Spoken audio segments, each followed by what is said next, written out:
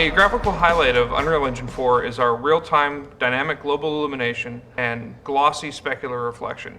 So these objects that you see, the statues, as they change their state from a diffuse material to a specular, they not only change the way light bounces, but they also change the color of the light bouncing around in the scene. Unreal Engine 4 also supports fully emissive materials, so materials that you see in your scene can not only receive light and be emissive, but also transmit light.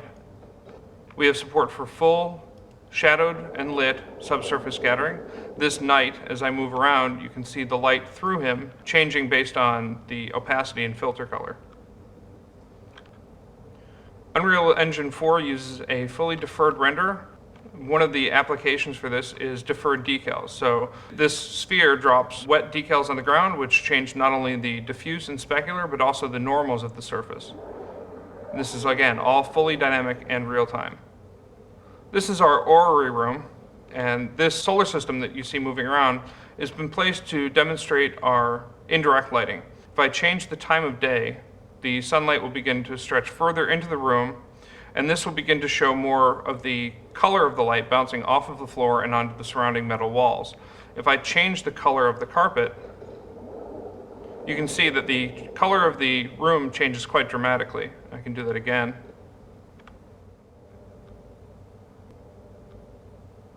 There we go. Now if I were to say, grab my spotlight planet here and use it to illuminate my room, as I move it around, it illuminates different elements of the scene, which then bounce their colored light on every aspect of the scene correctly. You can even see the reflection of the different floor colors on this sphere itself. This next room highlights our dynamically lit particle system. So I have a number of particle systems here, all being illuminated by the dynamic elements of the scene. I can turn on my own flashlight and illuminate it, or even pick up my spotlight planet from the previous room and throw it in, and you'll see this all works together dynamically in real time.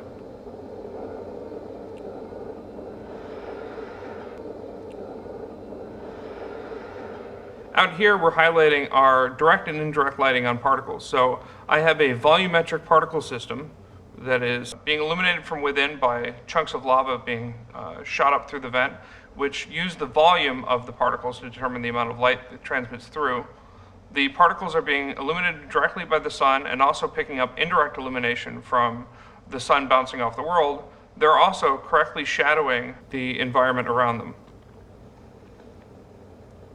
Unreal Engine 4 supports GPU particles, which allow us to have extremely high numbers of particles along with complex simulations.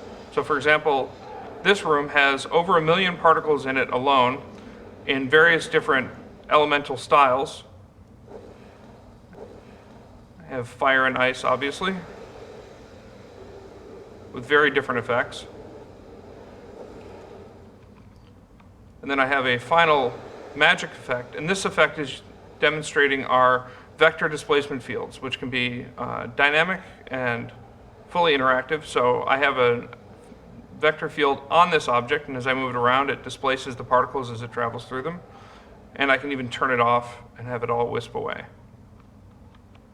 This room is highlighting our improvements to post-process. We now have per pixel lens flares, so any bright element in the scene will become part of the lens flare, as well as full eye adaptation. So if the windows were to suddenly close, my scene becomes dark, my eye adaptation will adapt the focus exposure, and then if the floor were to collapse, I have bright elements in my scene, so my lens flares are back, and it's all, again, fully dynamic and fully real time.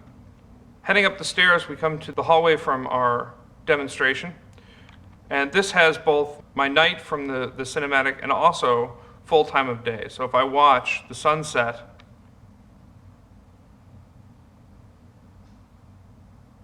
you can see the light changes quite dramatically. When the sun's completely behind the building, the sky will go to night. And I have a very different lighting environment. And then as the sun rises, again, I change completely. Now, the most impressive thing about this entire demonstration is that for the entire thing, I've been in the editor the entire time. At any point, I can come out of our immersive mode and go right back into my tools. So I can just fly around, select objects, and move them around and interact with them because I am in my editor and in my tools the whole time. We've dramatically improved our play. It's now instantaneous. I can jump in at any time and just run around. So this gives me extremely fast iteration time. At any point, I can see the changes I've made in-game without leaving my editor. We've rewritten our user interface. It's all completely dockable and reskinnable, so I can put any part of it in any part of my, my layout. We now have this details panel that you see on the right. And details allows me to see not only the properties of the object, but also in-depth information about it. For example, what class it is, where its location in the world, as well as what materials are applied, and even drill down further and see what textures are part of that material. I mentioned I can see what class it is, and that's very important because this is a blueprint. In Unreal Engine 4, we use Kismet to script not only our levels, but also individual assets in what we call blueprints. A blueprint allows me to have an instanced class placed in my level that can have custom behavior. So for example, when I click on this statue, you can see the Kismet graph executing in sequence, so I can see exactly what's going on at any point. This allows for much more powerful debugging. At any point, I can jump out and go over and begin making changes, drag off to create new connections with a nicely laid out list of things that I can call from this point. I can also quickly put a breakpoint in, and now when I play, if I trigger that breakpoint, it will stop the editor, stop the game, allow me to step through and see the state of any of these values, and then resume and see the continuing game. Turn that breakpoint off again, and if I wanted to say make a change to this, it's as easy as dragging off. So I'll add a delay, give it a default duration of 3 seconds, and wire it in. And now when I play, when I click on my statue, I hit my delay, I see the countdown for how long it's got left, and then it executes the script again. So this allows us to make changes and iterate on them extremely quickly. Talking a bit about the indirect lighting,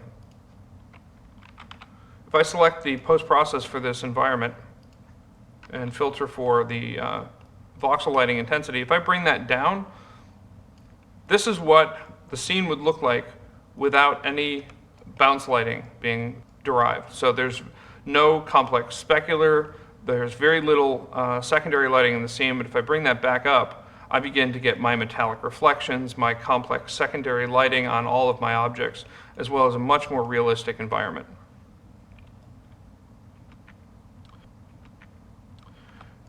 Over in the orrery room, if I select that orrery, I can see there's a number of properties that are being set up inside of this blueprint. So in the construction script, I have all of the parts of it being put together in sequence. And then I reach the sequence split, which creates each planet individually. Each one of these lines represents an individual planet. And then I have all of the variables that are used to drive the various behavior. Now, this is what the variables tab looks like.